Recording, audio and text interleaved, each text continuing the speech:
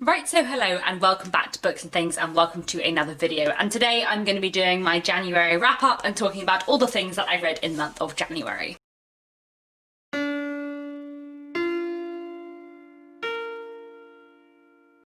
So I had quite a productive reading month in January. I read 16 books.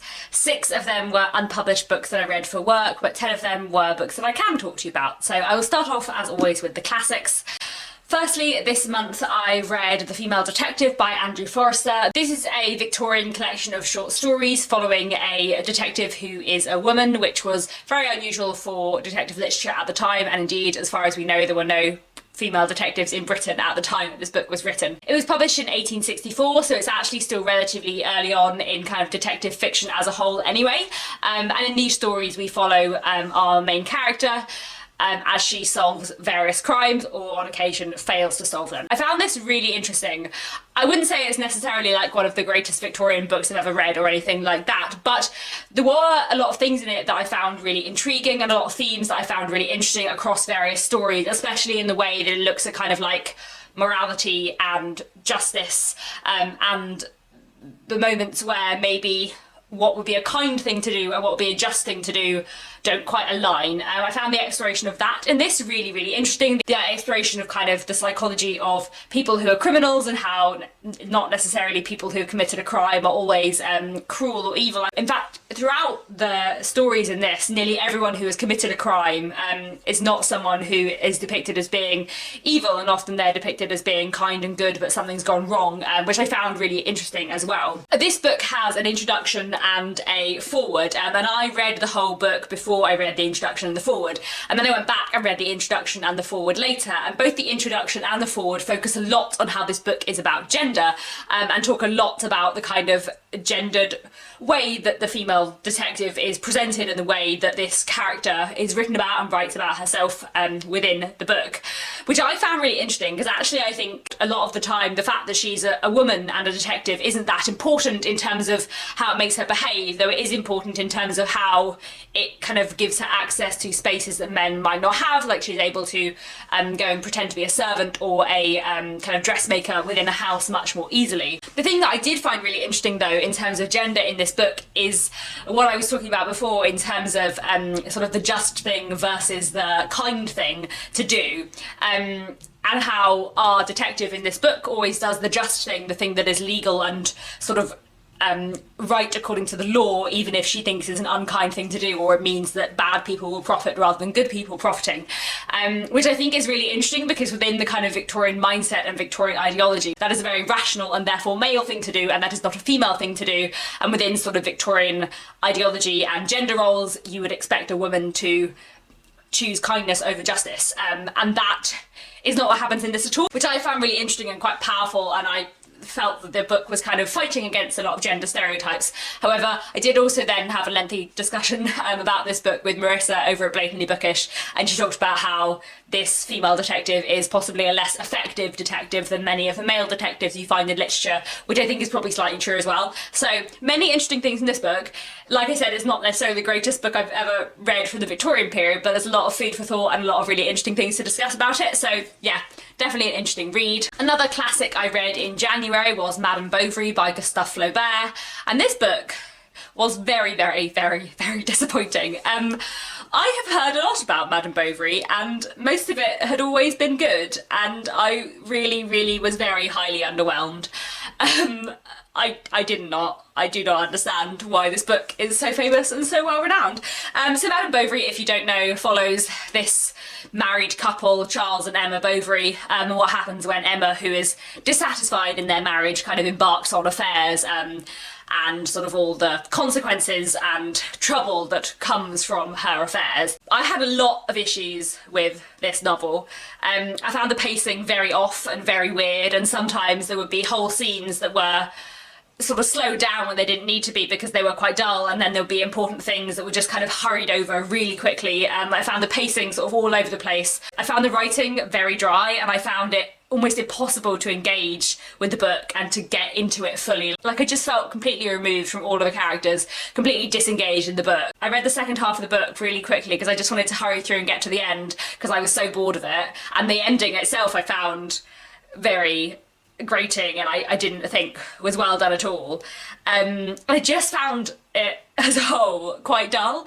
And I was worried at first that it was just me or that it was just my translation, that I'd happened to read a very bad translation. But I buddy read this with Marissa from Blatantly Bookish and Jenny from Bookish Shenanigans, and they were both quite disappointed by it too. I think Jenny probably enjoyed it slightly more than me and Marissa, but all of us were disappointed, all of us felt the pacing was off, all of us struggled with fully engaging with the characters and felt that it was a bit dry. And I'm really bewildered as to why Madame Bovary is loved so much. I can see that it has interesting themes and it might be interesting to study, I suppose, but I hear Madame Bovary compared to Anna Karenina all the time, and it kind of makes me really upset that people compare the masterpiece that is Anna Karenina to Madame Bovary, which I did not love. So there we go, that wasn't a success story. But apparently Flaubert didn't actually like Madame Bovary much himself, and it was his least favourite of his own books, so maybe I will read more by him in the future and like them more. Yeah, was not a fan of Madame Bovary, but there we go. Another slightly more modern classic I read in January was Hercule Poirot's Christmas, which it feels very weird to be saying now at the very beginning of February. Me and my fiancé Nick listened to this together and we finished this on like the 2nd or 3rd of January. So this is one of Agatha Christie's Hercule Poirot novels, and it's set at Christmas time and follows what happens when a murder occurs within this very, very complicated, messy family, and Poirot, of course, is called in to investigate at Christmas time. So Nick and I are currently working our way through all of Hercule Poirot. We've been listening to them on audiobook in order, but we thought we would skip ahead to the Christmas one over Christmas, partly because we saw half of an adaptation of it on television and we really wanted to know the end, but we avoided watching the end so that we could listen to it instead. So now we're going to go back and listen to them from, I think we're up to number 5 or 6 in the series, and carry on from there. I really enjoyed Hercule Poirot's Christmas. I thought it was good fun and had a really nice twist at the end, as so many Agatha Christie's do, and yeah, I'd highly recommend it. I love the Hercule Poirot novels a lot. Moving on to some historical fiction. This month I read The Lie by Helen Dunmore. This was fantastic. I read Exposure by Helen Dunmore in December and loved it, so I decided to pick up another of her books in January, and this was just amazing. This is set just after the First World War, and we follow a young man who has fought in the First World War. He comes back scarred by what has happened, and especially by the loss of his very, very close childhood friend who he had a very complicated relationship with, sort of always the possibility between them of slightly more than friendship, but also Frederick was from a very upper class background, and our narrator is very much from a working class background, and there's always been that tension between them as well. We follow him newly returned from the First World War, kind of coping with all of the trauma that has left him, and also kind of befriending Frederick's sister and how that kind of helps and doesn't help him in his grief. And very near the beginning of the book he tells a lie kind of due to his damaged state, and we sort of learn through the book what the consequences of that are. This is an absolutely fantastic book, incredibly paced, wonderfully written, such fantastic characterization, exploration of grief and post-traumatic stress disorder. There's so many interesting things going on in here about character relationships, sexuality, love, friendship, childhood, memory. There's just a lot of fantastic themes at work, combined with a wonderful characterization and a really fantastic plot. The ending is just amazing. I love Helen Dunmore a lot, and I really think that endings, she's a master of endings is what I found so far, so I'm really excited to read even more by her in the future. This was a fantastic read and definitely a highlight of this month. But the real highlight of this month was And the Mountains Echoed by Khaled Hosseini. This was an absolutely incredible novel. I mentioned in my goals video for 2020 that there were a few books that have been on my TBR for many, many, many years that I was going to try and read this year, and this was one of them, and I did manage to read it in January. I listened to the audiobook, and this was just genuinely one of the best books I've ever read. This was fantastic. I know it's only January. I'm sure this will be on my favourite books of the year when I get to the very end of the year. It could even be my favourite, but there's many, many months to go, so we'll see. But this was amazing. This was so, so good. And I can't believe that it's been sitting on my shelf for 6 years and I haven't been reading it when it's so amazing and it's so good. And it's just fantastic. This is not what I thought at all.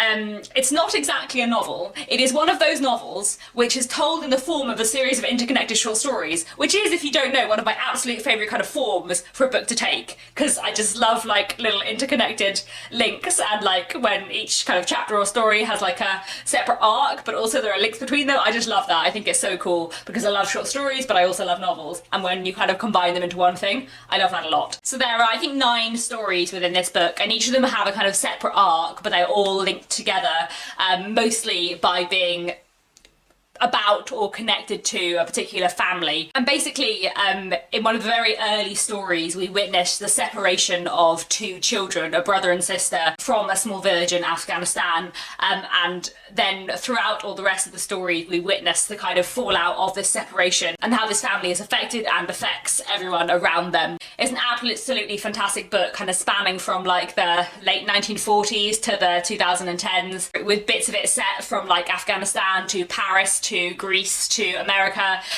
kind of ranging all over the world with all of these different characters. And I love all of that so much, and the way it kind of weaved things together and the way you kind of worked out things from earlier stories later on in the book was just amazing. But I think the thing that I would say more than anything about this book is that it was just incredibly moving, like one of the most moving things I've ever read in my life. So powerful, so beautiful, but also so like heart-wrenchingly sad at times as well.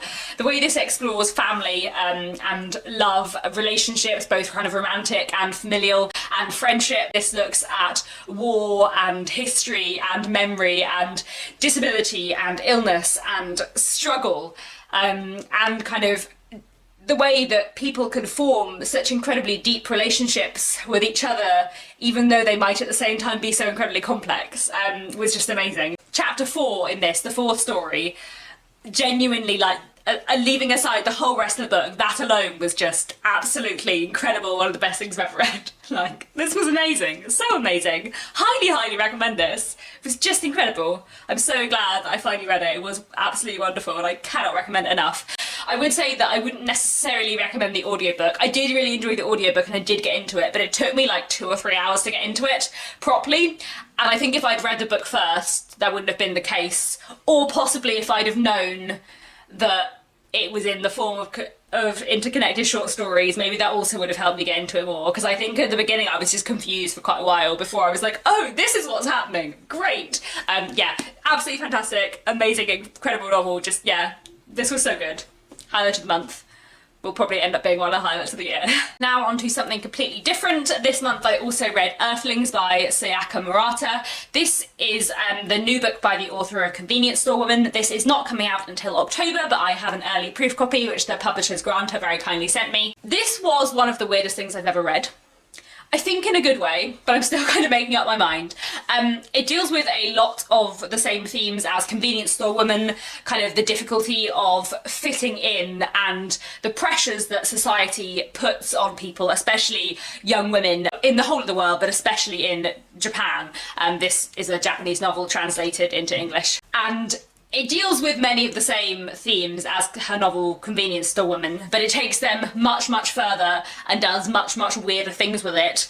And where Convenience Store Woman is a bit quirky and a bit weird, this is very weird. But I also kind of enjoyed it. I feel like this is going to provoke a lot of very mixed reactions from people, so I'm curious to see what people think when they get around to it.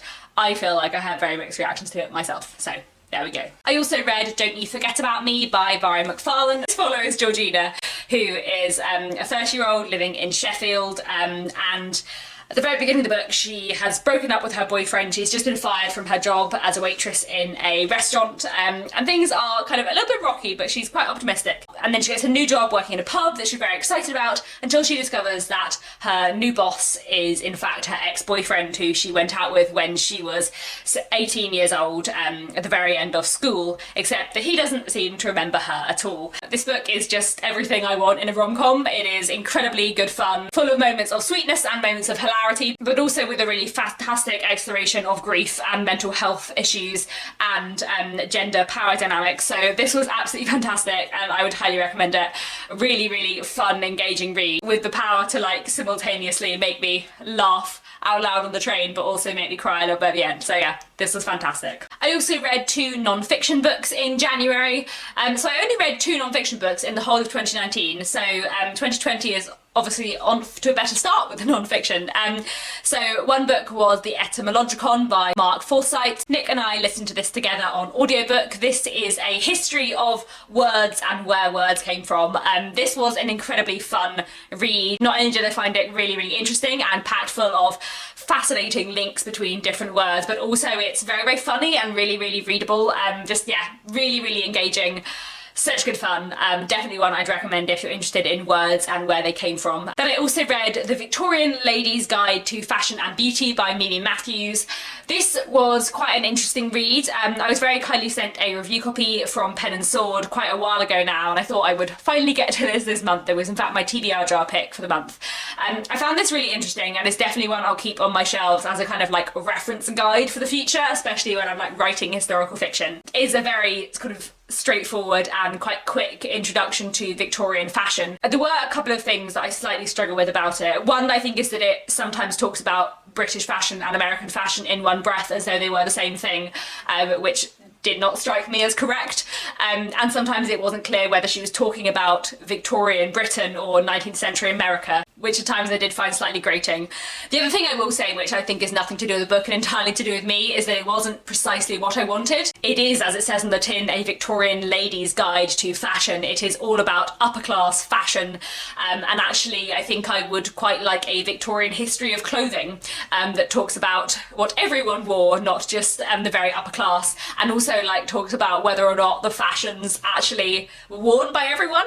Like I would really love a book that talks about Victorian clothing, both for men and for women, for upper, middle and working class, and also like the difference in dress between what a 16-year-old and a 40-year-old and a 70-year-old was expected to wear. I would find that really, really interesting. So if anyone has any recommendations for slightly broader histories of clothing in the Victorian period, I would like that very much. Finally, I read one book for my job that is already published, so I can talk about it now, and that is The Dangerous Kind by Deborah O'Connor, which I actually listened to this on audiobook, and the audiobook is very, very good. I would highly, highly recommend it.